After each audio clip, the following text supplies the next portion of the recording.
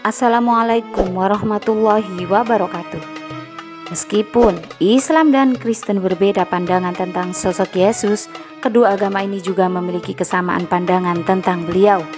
Bahkan Islam mungkin satu-satunya agama di luar Kristen yang memposisikan Yesus dengan sangat tinggi. Sayangnya, sebagian umat kedua agama lebih suka mencari perbedaannya dan mengakibatkan banyaknya gesekan, bahkan pertumpahan darah. Kami mengumpulkan persamaan pendapat kedua agama itu agar masing-masing lebih bisa saling menghargai satu sama lain. Hal ini perlu untuk membina hubungan yang lebih menghormati antar sesama pemeluk agama ini. Lantas, apa saja kesamaan dari kedua agama ini tentang Yesus atau Isa? Untuk lebih jelasnya, tonton terus channel ini, tekan tombol subscribe, klik lonceng, dan share. Terima kasih.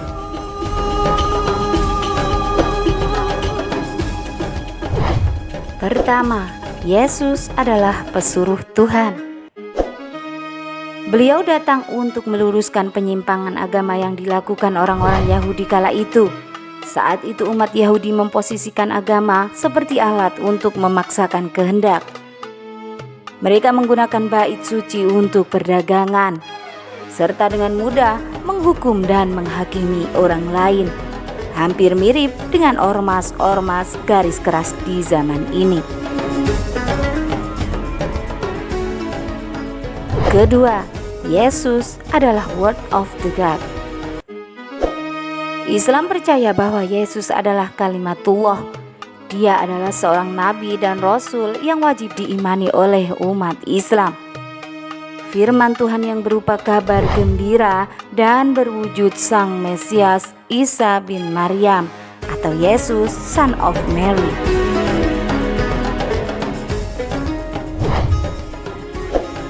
Ketiga, mukjizat kelahiran Yesus. Yesus lahir dari seorang wanita terhormat yang masih suci dan belum disentuh oleh laki-laki manapun. Islam dan Kristen percaya bahwa seorang malaikat datang dan memberitahukan kepada Maryam atau Maria bahwa ia akan melahirkan seorang pesuruh Tuhan. Maryam atau Maria berkata bahwa ia belum menikah dan ia bukan pezina. Sang malaikat memberitahukan bahwa semua itu begitu mudah bagi Tuhan. Di dalam Al-Quran, setelah putra kudus itu lahir, banyak orang menuduhnya sebagai pezina dan ingin merajamnya. Tetapi Maryam atau Maria hanya menunjuk kepada bayi yang baru lahir itu.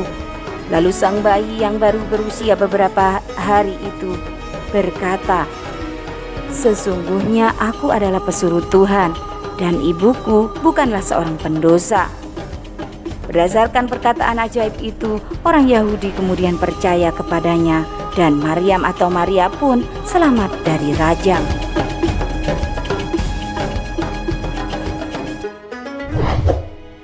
Keempat, Yesus mengajarkan kasih dan pengampunan.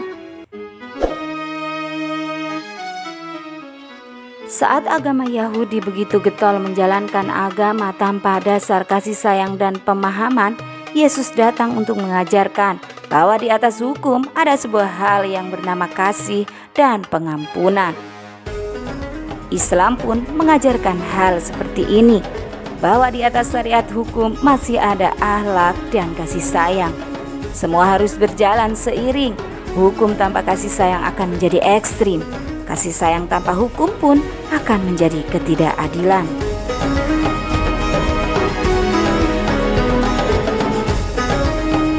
Kelima, Yesus melakukan mukjizat.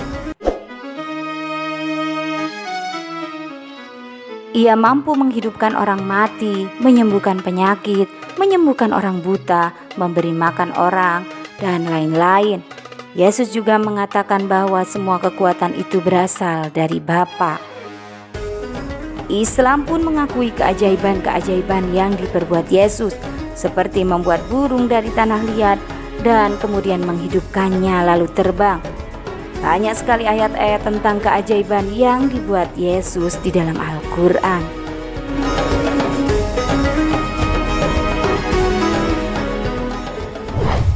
Keenam, Yesus naik ke surga dan akan kembali.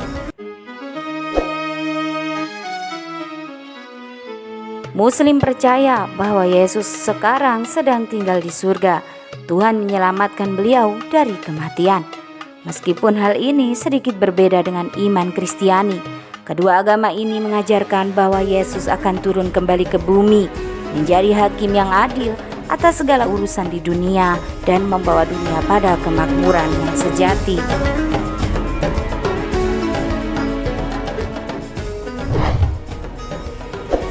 Ketujuh, Ibunda Yesus bukan untuk disembah.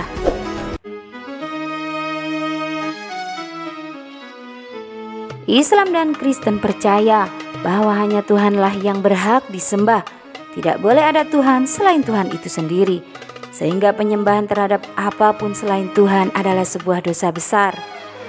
Walaupun begitu, penghargaan Islam tentang Maryam Ibunda Yesus begitu tinggi, sehingga sebuah surah dalam Al-Quran khusus tentang beliau yang bernama Surah Maryam.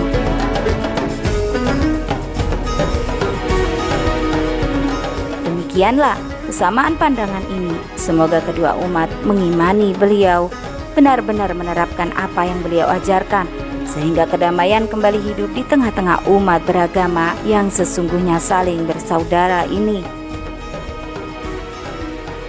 Wallahu a'lam bishawab.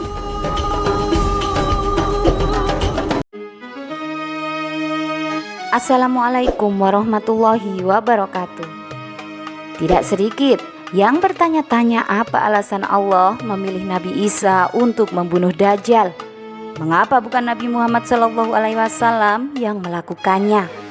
Untuk lebih jelasnya, tonton terus channel ini, tekan tombol subscribe, klik lonceng, dan share. Terima kasih.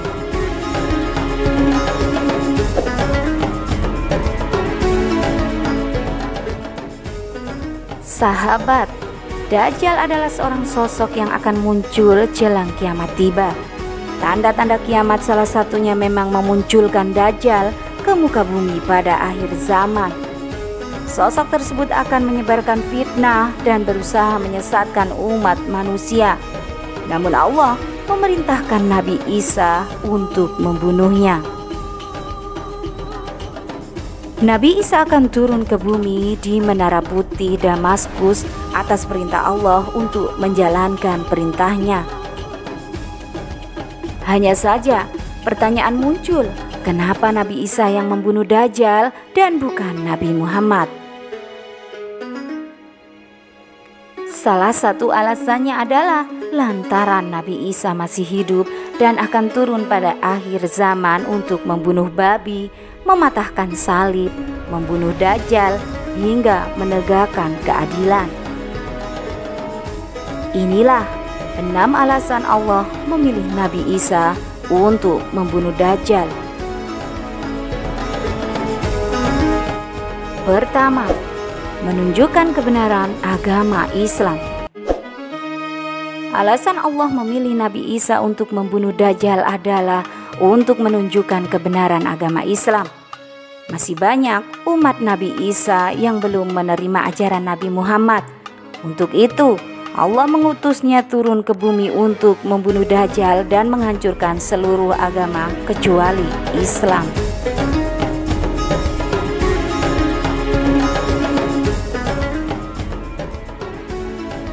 Kedua, menegaskan kemuliaan Nabi Muhammad. Mukjizat Nabi Isa dari Allah SWT cukup banyak. Hal tersebut yang menjadikan umat manusia membandingkan kemuliaan dan kehebatan para nabi. Salah satunya Nabi Isa dengan Nabi Muhammad. Padahal Nabi Isa menjelaskan bahwa setelahnya akan datang seorang utusan yang akan menjadi nabi terakhir. Selain itu, sebagai penyempurna ajaran yang tak lain adalah bentuk penghormatan pada Nabi Muhammad.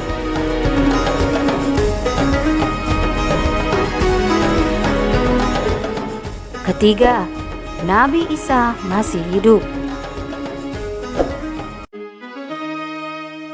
Sejumlah riwayat menyebutkan kalau Nabi Isa telah tewas dibunuh orang-orang Romawi. Namun para ulama dan sejumlah tafsir meyakini Nabi Isa masih hidup. Allah menyelamatkannya dengan cara menggantikan Nabi Isa dengan seseorang yang diserupakan wajahnya. Kemudian Nabi Isa diangkat ke langit atas izin Allah. Dan kami hukum juga karena ucapan mereka, sesungguhnya kami telah membunuh Al-Masih Isa putra Maryam, Rasul Allah. Padahal mereka tidak membunuhnya dan tidak pula menyalibnya, tetapi yang mereka bunuh adalah orang-orang yang diserupakan dengan Isa. Surat An-Nisa ayat 157.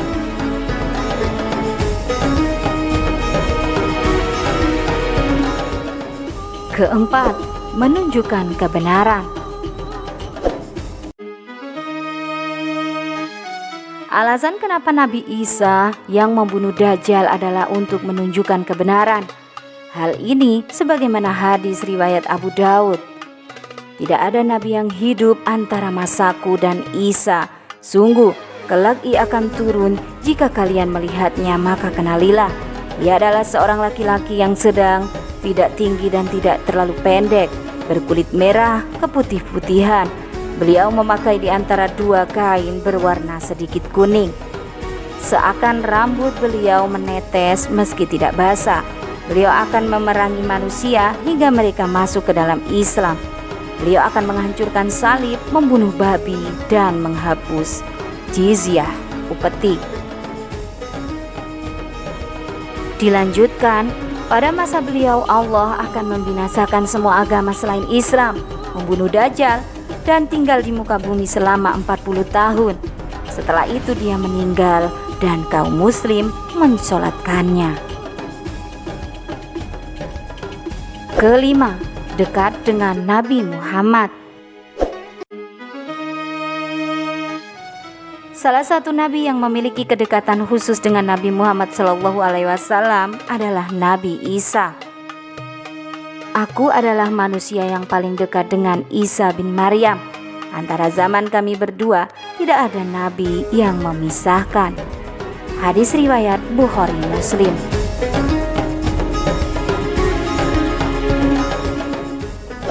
Keenam, nafas Nabi Isa tidak bisa tercium. Nafas Nabi Isa tidak bisa tercium oleh para pengikut Dajjal. Nabi Isa pun mencari dan membunuh Dajjal. Tempat Nabi Isa membunuh Dajjal menurut hadis riwayat Imam Muslim adalah di pintu gerbang kota Lut, Palestina. Demikian, semoga bermanfaat. Wassalamualaikum warahmatullahi wabarakatuh.